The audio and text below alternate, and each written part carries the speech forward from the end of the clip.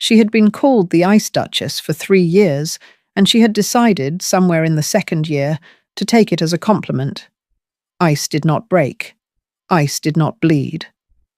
Ice looked back at the people who studied it and reflected their own faces at them, cold and clear and entirely unrevealing. As reputations went, Lyra Ashvale, Duchess of Crestmore, had found worse things to be called. She had been called foolish once, naive, pathetic. She had stood in a chapel in a dress that cost more than most people earned in a year, surrounded by flowers and candles, and 200 guests who had come to watch her marry a man who did not come. And she had been called all of those things in the silence that followed, not aloud, but in the quality of the pity that moved through the room like a tide, which was worse than aloud. She did not intend to be called those things again. So, before we go any further into this story, I need to ask you something.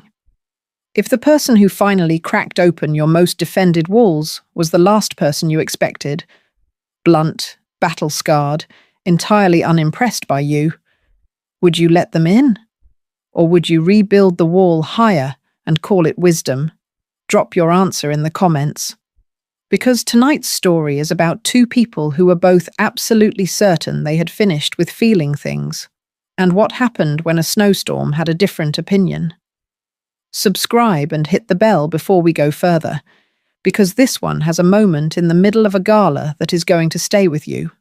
And tell me, where are you watching from tonight? Drop your city, your country. Let me know who is in the room. Now, let's begin. The Tun had a name for everything. This was one of its primary functions, to name things, categorize them, file them neatly into the taxonomy of social judgment, so that everyone knew where they stood and what they represented and how much they were worth. Lyra had understood this from childhood, when she had watched her mother navigate the ballrooms of London with the precision of a woman playing a game whose rules had been written by someone else. She had understood it more completely at 23, standing in the chapel doorway while a footman pressed a note into her gloved hand with an expression of acute personal suffering. The note, brief and written in a hand she recognised, and containing the information that Lord Geoffrey Hawthorne would not be attending his own wedding due to circumstances that required his immediate absence from the country. The circumstances, as it emerged over the following weeks, were a French dancer named Celestine and a significant quantity of Lyra's dowry which Geoffrey had managed to access in advance through the creative interpretation of their betrothal contract. She had read the note in the chapel doorway with 200 guests seated behind her, and the flowers releasing their heavy scent into the morning air, and she had stood very still for approximately 30 seconds. Then she had turned to her Aunt Beatrice, who had organised the wedding with the enthusiasm of a general planning a campaign, and she had said, "There will not be a wedding today. Please see to the guests." She had not cried in the chapel. She had not cried in the carriage going home. She had not cried that evening or the evening after. On the 3rd night, alone in her room with the wedding flowers wilting in their vases because she had not been able to bring herself to remove them, she had cried for approximately an hour with the door locked and the curtains drawn and no witness of any kind. Then she had blown out the lamp and gone to sleep and woken up the next morning and decided she was finished. Not finished with life, not finished with society, not finished with any of the structures she inhabited. Finished with the particular vulnerability that had allowed Geoffrey Hawthorne to stand at the centre of her life for 2 years and then leave it in a note delivered by someone else's hand. Finished with wanting things from men that men, in her experience, had demonstrated no reliable capacity to provide. She had gone back to the balls. This had taken some courage, though she had not called it courage at the time. She had put on a dress, and she had gone, and she had held her chin at the angle she had practiced, and she had looked at the room with eyes that revealed precisely nothing, and she had not danced, and she had not flirted, and she had not given anyone anything to work with. And gradually, over months and then years, the pity had shifted to something the Ton found more manageable. Respect was perhaps too strong a word. Wariness, more accurately. The Ice Duchess, they called her, and they said it with the tone people use for things they find both intimidating and slightly absurd. And Lyra had taken the name and made it a fortress and lived inside it with the grim satisfaction of a woman who has decided that a fortress, however cold, is better than the alternative. She was 26 now, 3 years from the chapel. She attended every significant social event because absence invited speculation, and she was not going to give anyone that. She managed her estate with a competence that surprised people who had expected the Ice Duchess to be decorative. She was not decorative, she was efficient, and the Crestmer lands were better managed under her hand than they had been under her late father's, which was both true and deliberately made visible.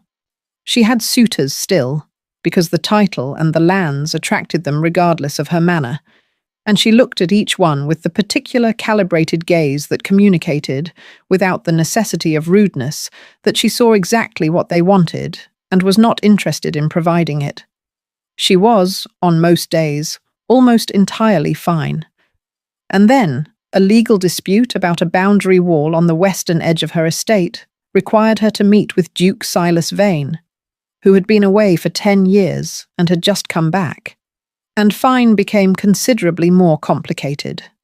She had expected the meeting to be administrative, a solicitor's office, documents, a brief exchange of positions on the boundary question, a resolution or the beginning of one. She had requested this format specifically.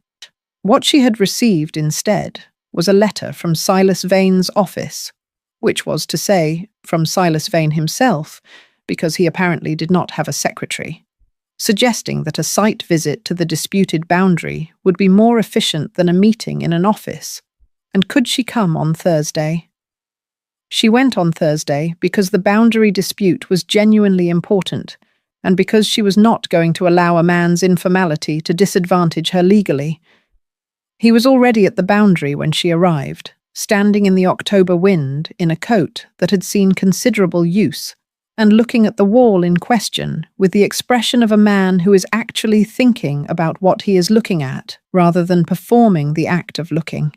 He was taller than she had expected, but broad through the shoulders, in a way that was not fashionable, but was clearly functional, with a face that was weathered and direct, and wearing no particular expression except attentiveness.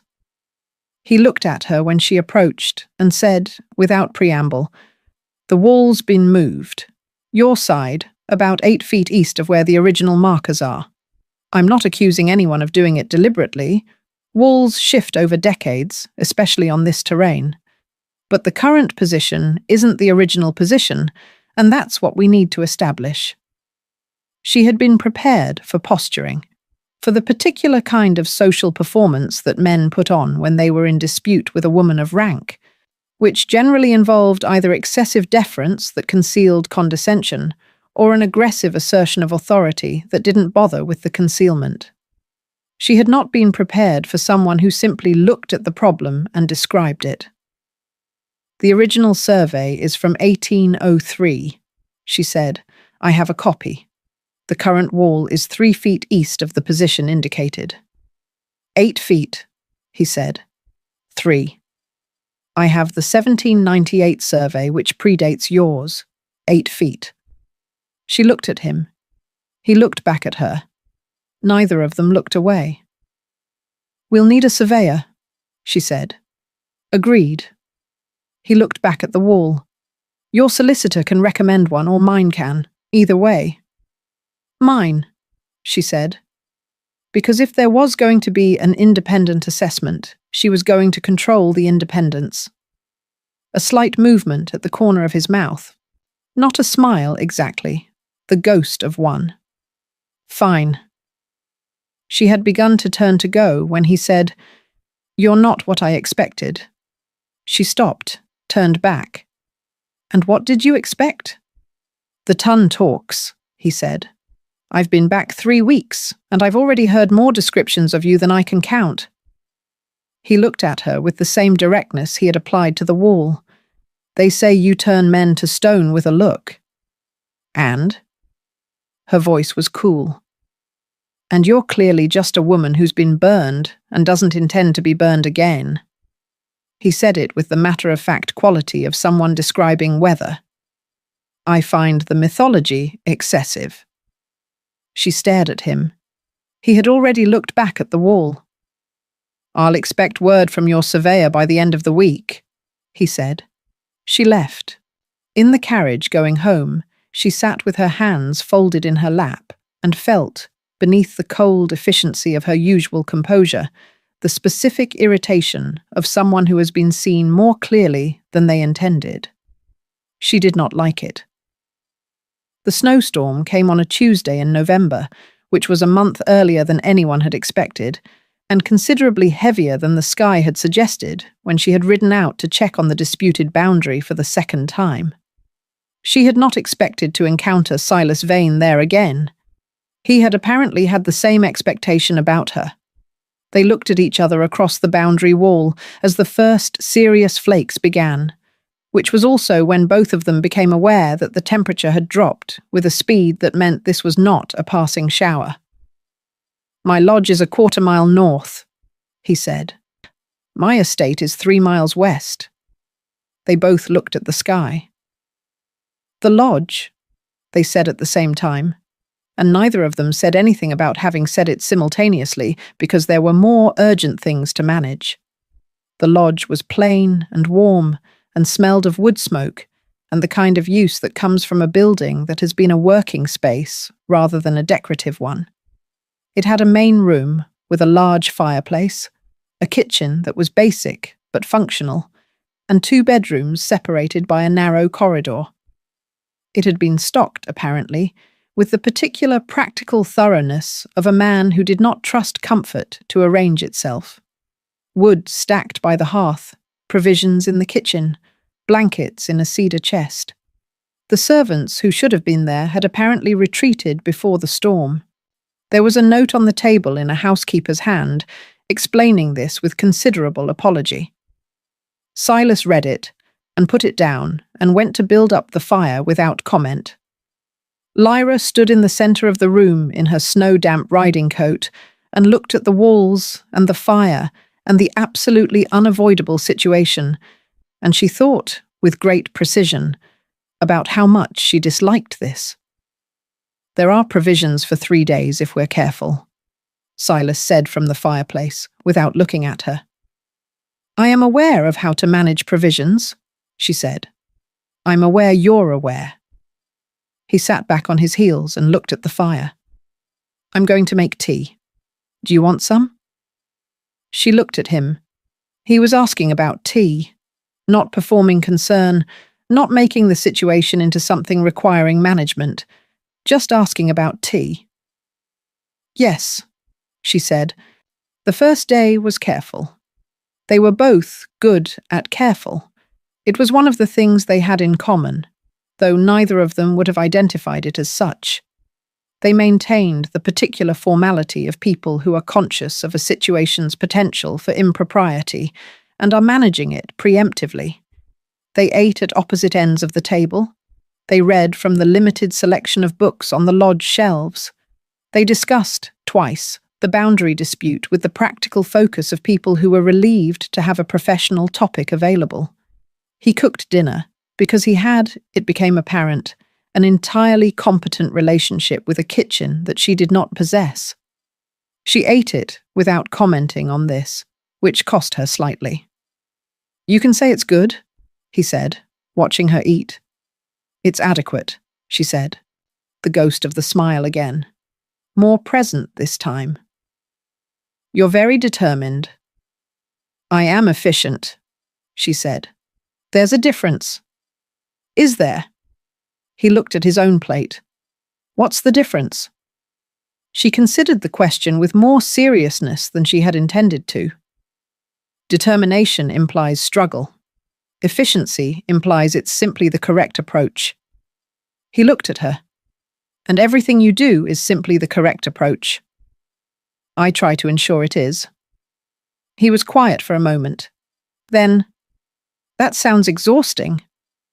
She opened her mouth to produce a response that would close the conversation, and found that the response she had ready, the smooth, deflecting, conclusive kind, felt in this small room with the snow against the windows and the fire and the food he had cooked, slightly dishonest. Sometimes, she said, which was more than she had intended. He didn't react to the concession with the avidity that people usually showed when they found a crack in the ice Duchess. He simply nodded and finished his dinner. She thought about that for a long time afterward. The second day, the storm was at its heaviest, reducing the windows to white and the world beyond them to nothing.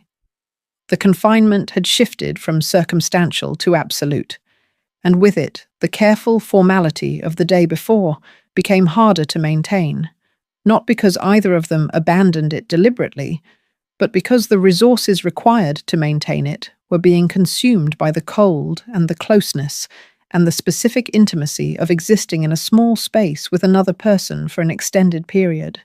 She woke to find that he had already built the fire up and was sitting beside it reading, and that he had also, apparently, made porridge and left a covered bowl on the table for her.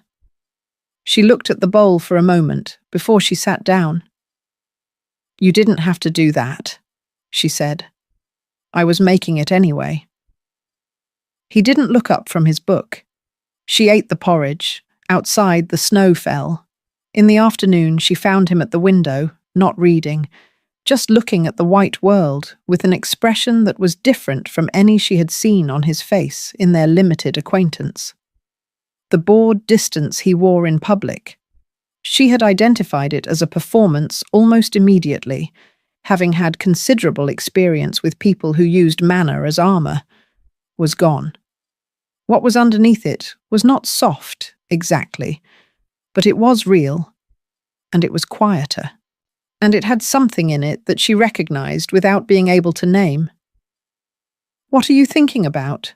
she asked, and then was surprised she had asked. He looked at her, seemed also slightly surprised, but not unpleasantly. "The quiet," he said. "I spent 10 years in places where there was never quiet. You stop believing in it after a while. It starts to seem like something you invented." She sat down in the chair across from him. "And when you came back?" "London is not quiet," he said dryly. "No." I had forgotten how much of it is performance. Everyone performing their version of themselves for everyone else's benefit and receiving the performance in return. He looked back at the window. "I was better at it before I left. Now I find I can't quite remember why it matters." "It matters because the alternative is being talked about," she said. "Controlled. Made into what other people's narratives require." He turned to look at her. The directness of it was the same as it had been at the boundary wall, but without the professional context, it landed differently. "Is that why you do it? The ice?" She met his gaze and did not look away. "Is that what you call it as well?" "I don't call you anything. I'm asking." The distinction landed. She sat with it. "Yes," she said finally. "Partially." She looked at the fire. "The alternative, when I tried it, resulted in standing in a chapel while a footman brought me a note explaining that my fiancé had left the country." He was quiet for a moment. "I heard about that," he said. "Not with any pleasure." "What happened to him?" "He lives in France. He married someone else eventually. He is not, as far as I am aware, particularly troubled by what he did." "And you are still paying for it?" She looked at him sharply.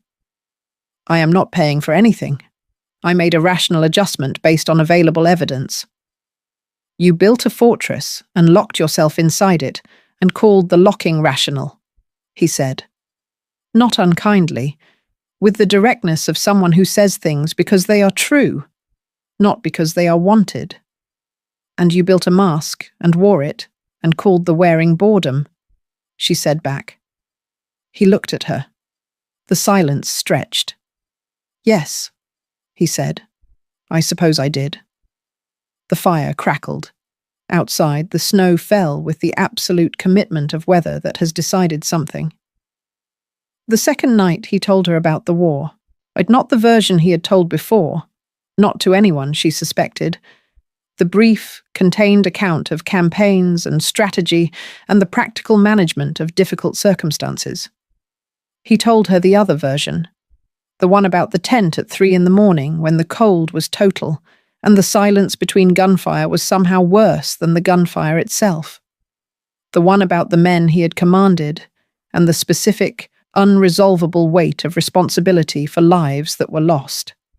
The one about coming back to England and finding that no one wanted the true version of what it had been, that they wanted the glory version, the hero version, the story that confirmed their understanding of war as something ennobling. So I gave them that version, he said. It was simpler. And I wore the bored face over the other one, and gradually I stopped being certain which one was real. She listened. She was good at listening. It was a skill she had developed in the years of careful observation, and she brought all of it to what he was saying, not to analyze it for threat or advantage, but simply to actually hear it, which she suspected he had not had much opportunity to experience. When he finished, she said, I think the one that keeps you awake at 3 a.m. is real. He looked at her. Yes, he said. That's what I think too. A silence that was not uncomfortable. The fire was low. The snow had slowed outside, the storm beginning to exhaust itself. The night of the chapel, she said, and felt the specific cost of saying it, the deliberate opening of a thing she had kept shut. I read the note, and I stood there for 30 seconds, and I thought about walking in anyway. About sitting down in the front pew in my wedding dress and telling the guests that Geoffrey Hawthorne had removed himself from the situation and that we should all take a moment. I thought about it very specifically. She looked at her hands. I thought that if I could manage the next 60 seconds, I could manage the next 6 minutes, and if I could manage that, I could manage the day, and if I could manage the day, I could manage indefinitely. And you could, he said. I could. She paused. What I couldn't manage was the wanting. I could not make myself stop wanting what I had thought I was going to have. Not him specifically. I understood quite quickly that he had never been what I thought he was. But the being known. The having someone know you and choose to stay. She stopped. That took considerably longer to stop wanting. In fact, I am not entirely certain I have. She had not said this to anyone. She had not said it to herself, not in that precise arrangement of words. Silas was looking at her with an expression that was not pity, and not the particular tender satisfaction of someone receiving a confidence that serves their purposes. It was something simpler and more valuable. Recognition. I know what that is, he said quietly, the wanting to be known. She looked at him. I imagine you do. They sat on opposite sides of the fire in the small, warm room while the storm finished outside, and neither of them said anything else for a while, and it was the most honest silence she had sat inside in 3 years. On the third morning, the snow had stopped, and the world was white and still, and entirely beautiful in the way of things that will not last. Lyra stood at the lodge window with her tea, and looked at the moors, and knew that the carriage could come by afternoon, and that when it did, the lodge would be over. And she felt, with a clarity she tried immediately to manage down to something safer, that she did not want the lodge to be over. Silas came to stand beside her with his own tea. He looked at the moors. We'll be out by afternoon, he said. Yes. I want to say something before we go back, he said. And I want to say it here, rather than in London, because London will make it into something it isn't. She looked at him, careful, present. These 3 days were not nothing, he said. I want you to know that I know they were not nothing, and I am not going to perform ignorance of that in order to make the social transition easier. She held his gaze. What are you saying? I'm saying I see you, the actual you, not the Ice Duchess. He looked back at the moors. And I find I would like to continue seeing her, if she's willing to be seen. It was the most direct thing anyone had said to her in 3 years, and it was said without performance, without the architecture of courtship that was generally a vehicle for something else, without anything she could identify as motive beyond the plain statement of what he meant. She was terrified. She was also, beneath the terror, for something else. Something warm and disorienting that she had believed she had successfully extinguished, and that was apparently not as extinguished as she had thought. We should see about the carriage, she said. He nodded. He did not push. He went to find his coat. She stood at the window a moment longer and looked at the white moors and thought, with the part of herself that managed things, you are in trouble.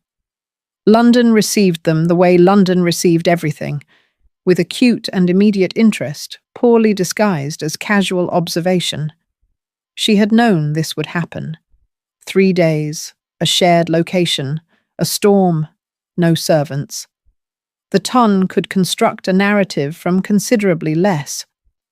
She held her composure like a shield, and she moved through the first 2 weeks after her return with the practiced efficiency of a woman who has been managing public scrutiny since she was 23. She attended events. She was pleasant. She was cool. She gave them nothing. Silas, across rooms and conversations, was simply himself, which was to say, blunt and slightly detached, and not particularly interested in what the ton made of him. She caught his eye twice across a ballroom. The second time he held it long enough to confirm what she had suspected, that the lodge had not revised itself in his mind the way she had been cautiously hoping it might, that he had not returned to London and found it easier to let it recede. This was, she was aware, both what she had wanted and deeply inconvenient. The rumour reached her on a Thursday evening at Lady Fairchild's musicale. It came through Caroline Marsh, who delivered it with the particular breathless regret of someone enormously pleased to be the vehicle of difficult news. I don't want to be the one to say it, Caroline said, which guaranteed she would say it. But there is talk, and I am sure it is nonsense, but you should know. There is talk that the Duke pursued the whole lodge business deliberately, that he engineered the storm, so to speak, that he wants the Crestmore lands badly enough to— She hesitated, selecting her next words with exquisite care. Compromise the situation. Lyra listened to this with her face entirely still. People say he came back specifically because the border dispute gave him access to you, Caroline continued, and that the storm was, well, not a storm, exactly. She stopped there because Lyra's expression had apparently communicated that more was unnecessary. Thank you, Caroline, Lyra said, in the voice that ended conversations. She stood for some time after Caroline drifted away, in the middle of the musicale with the piano carrying its melody above the conversation, and she felt the walls of the fortress going up with the specific efficiency of something that has been rebuilt before and knows the way, stone by stone. The warm, disorienting thing from the lodge going somewhere quieter and more manageable. The familiar cold settling back into place like a coat she had put down for 3 days and now retrieved. Of course it was the land. It was always something. Geoffrey had wanted the dowry. Suitors wanted the title. And a man who had been away for 10 years and came back to a border dispute had the oldest and most transparent motive available. Expand the estate, manage the acquisition, And if an available Duchess could be used as the mechanism, so much the easier. She had been warm in a lodge for 3 days, and she had forgotten everything she knew. She did not forget it again. She did not see Silas for 2 weeks. This was not difficult to arrange. She was practiced at arranged absences. She sent word through her solicitor that the boundary matter could proceed through their respective legal representatives and that a site visit was not required. She attended different events. She was, if anything, slightly colder than she had been before the lodge, which was noticed and commented upon, which she ignored. She was, on most days, almost entirely fine. Lady Beatrice came on a Tuesday with the expression of a woman who has arranged something she is extremely pleased with. Beatrice was her father's sister, a woman in her 50s who had managed to spend 3 substantial fortunes through a combination of card playing and the particular conviction that her social position made her debts someone else's problem. Lyra had been managing the specific problem of Beatrice for years, in the way one manages a recurring flood. Not eliminated, simply contained. She had given Beatrice a settlement that covered the most pressing of her debts. She had declined to cover the rest, and she had maintained the particular careful distance of a woman who loves a relative and does not trust them. Beatrice had not, apparently, contained herself as effectively as Lyra had hoped. "I have wonderful news," Beatrice said, settling into the drawing-room chair with the confidence of someone who has not considered the possibility that their news might not be received as wonderful. "Lord Edmund Fairfax has expressed a serious interest." Lyra looked at her aunt. "He's a fine man," Beatrice said. "An earl. Good family." "He is debt-ridden," Lyra said, "and 47. And the word I have heard applied to him most consistently is, he is a man of appetite," Beatrice said firmly. "That is not a crime. His debts are significant enough to require the Crestmore estate's resources to cover them." Lyra's voice was perfectly level, which I believe is rather the point. Beatrice's smile became fixed. "You are not getting younger, Lyra." "I am 26. And alone. And acquiring a reputation for being difficult." The word was placed carefully. "Lord Fairfax is willing to overlook the chapel incident. He is not, despite what you may think, particular about—" "You owe him money," Lyra said. The smile disappeared entirely. "How much?" Lyra asked. Beatrice was quiet for a long moment. "It can be managed." "How much, Beatrice?" The number Beatrice named was large enough that Lyra understood, in full now, the architecture of the thing. Beatrice had promised Fairfax access to Lyra's estate as settlement for a debt she could not otherwise cover, and she had come here to arrange the delivery. "I see," Lyra said. "You would not have to love him," Beatrice said, and the fact that this was meant as reassurance told Lyra everything about how her aunt understood her life. "You would simply—" "You should leave now," Lyra said. Beatrice left. Not without further attempt, but eventually.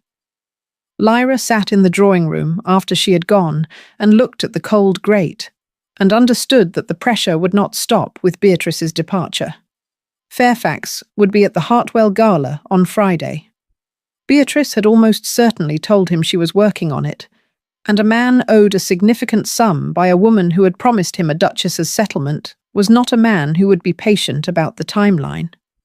She thought about the lodge, about the fire and the porridge, and a man looking at the snow-white moors and telling her that certain quiet things were real. She thought about what Caroline had said. She thought about the fact that she had not asked Silas whether the rumour was true. She had heard it and believed it with the speed of someone whose fundamental framework for men had not, despite 3 days in a hunting lodge, actually changed. She sat with this for a long time. The Hartwell Gala was everything such events were. enormous, glittering, performative, and humming with the particular energy of a room full of people who are all watching each other while pretending to do something else. Lyra arrived at 9 and moved through the crowd with her usual composed efficiency and felt, beneath the composure, the specific awareness of a woman who knows something is coming and has not decided what she will do when it arrives. Fairfax found her at 9:30. He was exactly as she remembered from previous encounters. Large, florid, with the particular confidence of a man who has always expected to get what he wanted, and has had this expectation met often enough that its failure genuinely surprises him. He was not, to be fair, unintelligent. He was simply operating from a framework that did not include the possibility that Lyra was not negotiable. "Duchess," he said, with the warm familiarity of someone claiming a relationship that did not exist. "Your aunt mentioned that you were considering my offer." "My aunt was mistaken," Lyra said. His expression shifted. "I understand you may want time. I want you to understand clearly that there is no offer under consideration," she said. "Whatever arrangement you and my aunt have reached is between you and my aunt. It does not involve me." Fairfax looked at her with the expression of a man recalibrating. Behind his eyes, she could see him deciding whether to push or retreat, and she was watching him decide when a voice came from her left. "Lady Ashvale." Silas. Beside her, with the directness he always moved with, no approach she had quite caught, because he simply appeared at her side with the efficiency of someone who has decided to be somewhere and gone there. He looked at Fairfax with an expression that was entirely pleasant and communicated nothing except an absolute and unperformed certainty. "Lord Fairfax." Fairfax looked between them, made another calculation. "Vain," he said, with the careful neutrality of a man who knows when a situation has more variables than he accounted for. "I need to speak with the Duchess," Silas said. "If you'll excuse us." It was not aggressive, and it was not a performance, and it was entirely, immovably final. Fairfax excused them. Silas looked at Lyra. She looked back. "I heard what your aunt is doing," he said quietly. "I have been hearing about it for a week, and I have been attempting to determine the appropriate course of action. The appropriate course of action, I have concluded, is to have no strategy at all, and simply tell you what is true." She held his gaze. Around them, the gala continued. The music, the movement, the 100 small performances of the evening. "The rumour that Caroline Marsh told you," he said. "About the lodge?" She did not ask how he knew. "Yes." "Your aunt planted it." He said it simply. "I know this because I have a friend who moves in the same circles as Lady Beatrice and heard her plant it. She wanted to make certain you would retreat from any connection with me, because a connection with me would give you resources to resist Fairfax, and she needs you to accept Fairfax." Lyra was very still. "I am not telling you this so that you will trust me," he said. "I recognize that I do not have the standing to ask for your trust. I am telling you because you deserve to make your decisions based on true information, which is something that has been denied you repeatedly, and I find I am not willing to participate in it." He paused. "The land never mattered. I came back to London and found a border dispute and went to sort it out and found you, and the wall has not crossed my mind since." The gala moved around them. The music shifted to something slower. She saw Lady Beatrice across the room, watching this exchange with the specific alertness of a person whose plan is developing complications. She thought about Geoffrey in the chapel doorway, in the note, in the French dancer, and the advance dowry. She thought about 3 years of walls and efficiency, and the cold that had kept her safe, and the cold that had kept her alone. and she thought about those being the same cold all along, and she thought about whether safe and alone were, in fact, the same destination. She thought about the fire in the lodge and a man who cooked porridge and told her the real version of the war. "You said something at the lodge," she said carefully, "about wanting to be known." "Yes." "I have been known twice," she said. "Once by a man who left. Once, I think, by a man I left before he could." She held his gaze. "I am trying to determine whether the second one was wisdom or cowardice." He looked at her steadily. "I think you know which one." She did. She had known since Caroline Marsh's breathless regret, since the fortress had gone up with its familiar, terrible efficiency. She had known that the speed of the retreat said something, that walls rebuilt that fast are not wisdom. They are fear wearing wisdom's clothing. "I heard the rumor and I didn't ask you," she said. "I just believed it." "I know. That was not fair." "No, but I understand it." He looked at her with the directness that she had come to understand was simply how he saw things. Not a performance of honesty, but its actual practice. The question isn't whether it was fair. The question is what you do from here. She looked at Lord Fairfax across the room, who was watching with the patient attention of a man waiting for an outcome to resolve in his direction. She looked at Lady Beatrice beside him, whose expression had moved from alertness to something more complex. She looked at Silas, who was simply looking back at her and not performing anything at all. "Ask me to dance," she said. He blinked, the first time she had surprised him. "The Ice Duchess doesn't dance," she said, "which means when I dance, this room will have something to talk about that has nothing to do with Lord Fairfax." She paused. "Also, I want to dance. I haven't danced in 3 years, and I find I'm tired of not doing things because I'm afraid of what they mean." He held out his hand. She looked at it for a moment, the hand of a man who built fires and cooked porridge and told her the real version of things. Then she took it. The room noticed. Of course the room noticed. The Ice Duchess, on the floor, hugged in the arms of the nomad duke, and not a statue at all, present, real, choosing. Lady Beatrice's expression went through several things. Lyra did not look at her aunt. She looked at Silas, who was looking at her, and she said quietly, "The rumour also said you were difficult to read." "I've heard that." "I don't find you difficult to read at all." "No," he said. "I know. That's been the problem from the beginning." She laughed.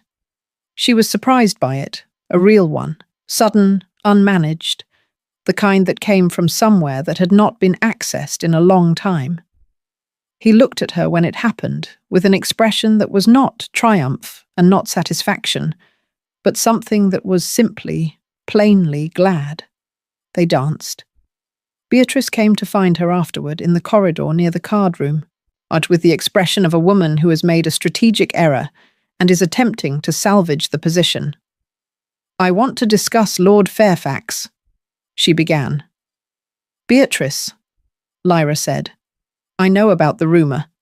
I know why you planted it, and I know what you owe Lord Fairfax and what you promised him." She looked at her aunt steadily. "I am going to settle half your debt to Fairfax. This is the last such settlement I will make.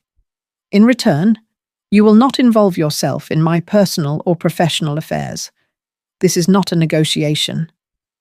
Beatrice stared at her. "Half is more than you have any right to," Lyra said, "and considerably less than you'll find if you continue to arrange my life for your convenience." She held her aunt's gaze. "Do we understand each other?" A long silence. Beatrice understood the specific quality of Lyra's stillness, had known it since the chapel, had occasionally misread it as brittleness, and was not making that error now. "Yes," Beatrice said. Lyra returned to the gala. She found Silas in the entrance hall at the end of the evening, pulling on his coat with the unhurried efficiency of a man who has never much enjoyed galas and is not going to pretend otherwise in honor of leaving one. He looked at her when she appeared. "The boundary survey is complete," she said. "The surveyor found the original 1798 markers. You were right. 8 feet. I'll have the wall repositioned," he said. "We'll share the cost," she said. "It shifted over time. No one is responsible." He looked at her. Generous. Practical. She paused. "I have been thinking about your statement at the lodge, that you would like to continue seeing me." "Yes. I would like to see you as well," she said. "I want to be precise about what I mean by that. I do not mean that I am prepared to be swept into anything rapidly. I mean that I would like the opportunity to proceed carefully, with full information and full honesty on both sides, and no performance from either of us." "That's all I've ever wanted," he said. "I don't know how to do the performance version. I tried it for a while and I wasn't good at it." She looked at him for a moment. Then, "Come to Crestmore next week. There's a section of the estate I'd like your opinion on. And after that—" She paused, finding the words. "We can find out what happens." He held out his hand. She took it, and it was not the formal hand of an introductory greeting. It was simply his hand, warm and real, and asking nothing except what was being offered. "Yes," he said. Spring came to the countryside with the particular lavish abandon of a season that has been held back long enough. Crestmore's grounds, which had always been well managed and formally precise in the way of things maintained under a careful hand, were this year something different in the walled garden and the south fields, where Lyra had, over the winter, gradually stopped maintaining quite so much control over what grew where. Silas was there most weeks, sometimes longer. He had never been good at London and made no pretense of it, and she had never been good at needing people, and was practicing the art of it with the specific, determined application she brought to most things she had decided to do. It was not seamless. She pulled back sometimes. A defensive instinct that arrived without warning, the fortress walls asserting themselves on days when trust felt too much like risk. He never pushed when this happened. He simply remained present with the steadiness that was, she had come to understand, the essential quality of him, not unchanging but unshifting. There when she needed space, and there when she came back from it. He told her things she suspected he had not told anyone. She told him things she had not said to a room in a hunting lodge, and then things she had not said anywhere, and then, eventually, things she had not quite known, she thought, until she said them to him. On a day in late May, she was in the south field when he appeared with the particular lack of announcement that she had stopped finding presumptuous and started finding comfortable. He sat in the grass beside her and looked at the wildflowers that had come up where she had not weeded and did not say anything immediately, which was one of the things she had come to value most. His understanding that conversation was a choice and not an obligation. "I've been thinking," she said. "I know. You have a specific look." "Do I?" She was not entirely surprised. She had been observed carefully enough that it no longer startled her. "I've been thinking about the chapel, about what I decided afterward." He waited. "I decided that the fortress was the answer," she said. "I decided that if I didn't let anyone close enough, the specific kind of pain I was managing couldn't repeat." She looked at the field. "I was right, in a narrow sense. That specific pain didn't repeat. But I was also living in a fortress." She looked at him. "Which is a very safe place to be very unhappy in." He looked back at her. "Yes.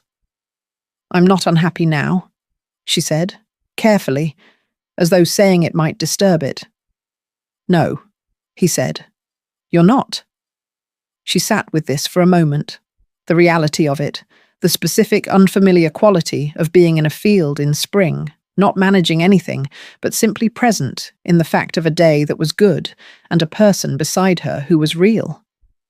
Silas. Yes. Don't go anywhere. She said it simply, without performance, without the elaborate protective framework she had once required for any sentence that contained what she needed, or just the sentence. He reached across and took her hand in the grass, the same way he had outside the gala, warm and real, and asking nothing except what was being offered. "I'm not going anywhere," he said. She believed him. Not because she was certain. She was not certain, could not be certain, and the part of her that remembered the chapel would probably never be fully certain. But because trust, she had finally understood, was not the absence of fear. It was the decision to be present in spite of it, to choose the field over the fortress, to let someone see you in the unmapped territory of your own actual self and stay in the grass beside them and believe that staying means something. She was 26, and she had been called the Ice Duchess, and she was sitting in a field of wildflowers with a man who had crossed a border dispute and a snowstorm and a ballroom to be beside her, and she was, in the May sun, warm. It was enough. It was, in fact, rather more than enough. It was everything. They say a portrait was commissioned that autumn by a duke who had spent 10 years learning the value of things worth staying for. The Duchess did not sit for it formally. She was not posed or arranged or directed.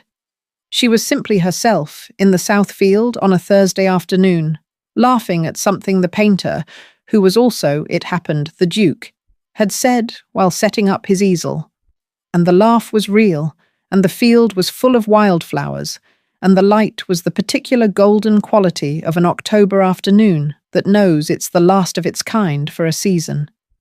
The portrait hung in the east sitting room of Crestmer. The Ice Duchess, people said when they saw it, did not look like herself. Those who knew her well said that was precisely the point. She looked, in the field, in the light, in the middle of the laugh, exactly like herself, perhaps for the first time. Tell me in the comments, which moment broke you first? Was it the porridge, the dance, or the moment she said, "Don't go anywhere," without protecting herself from it?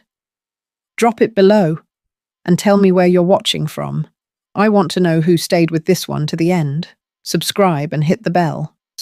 The next story starts in a room with a locked door and a woman who has the key, but hasn't decided yet whether she's brave enough to use it.